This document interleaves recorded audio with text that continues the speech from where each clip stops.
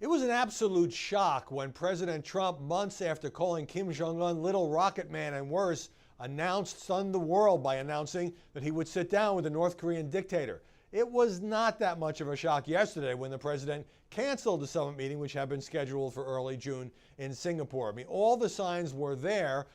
Even a couple of days before, the president telling reporters that there was a substantial chance the summit would not come off. What happened is that what had been a kind of a warming trend between the two countries turned very chilly. You had North Korea suddenly objecting to U.S. military exercises with South Korea, which previously Kim had said were all right. And then you had a lot of back and forth where John Bolton, in a television interview, said the U.S. would follow the Libya model in seeking denuclearization. North Koreans shot at that one because to them the Libya model means that Gaddafi ended up dead.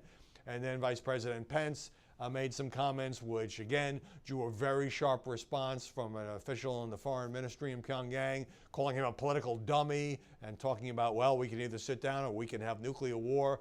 And I think all of that convinced President Trump that he didn't really have a choice. He didn't want to be in the position of having Kim cancel on him, so he canceled the summit first. Now, if you follow Trump's career going back to his days as a businessman, it is often the case that he will walk away from the table, then come back, then threaten to walk, and this may be in that vein. It may simply be that he wanted a reset, that he didn't like the language coming from the other side, because in his letter he was a little bit conciliatory, saying, well, you know, you can write me, you can call me, you can text me, you can send me a DM on Twitter, telling Kim that, you know, he's still open to the possibility, he still hopes to meet him. But this is very much the Trump negotiating style. Now, I don't actually put that much stock in the notion that it was the rhetoric on both sides that caused the cancellation here, because when two world leaders want to meet, and we saw this during all those years of U.S.-Soviet summits, they don't let some harsh rhetoric get in the way. They just ignore it and move past it. Now, you know, there was a lot of skepticism in the foreign policy community because the president announced this now canceled summit with Kim so quickly. You know, the conventional wisdom is it takes months and months, if not years, of behind-the-scenes negotiations to lay the groundwork for successful negotiation. Trump just figured he's going to walk in there and have some kind of rapport with Kim and get him to give up all his nuclear weapons in exchange for dropping of U.S. economic sanctions. So it might be that that Trump and his advisors sensed the summit was not going to be successful, and they didn't want that. Maybe this is a way of getting a delay. Maybe it's actually a good thing if it leads to more backstage negotiations that could lead to some kind of phased disarmament on the Korean Peninsula.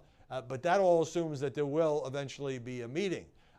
It's really striking, though, because, you know, the president, so much of what he does in domestic politics as well as on the world stage involves showmanship and stagecraft, and critics have called it a reality show. So the idea of a big meeting that has never taken place in the history of North Korea with the leader of this country, I mean, that was going to be one of the most heavily covered events in world history. Now it's not going to happen, or has it just been put on hold?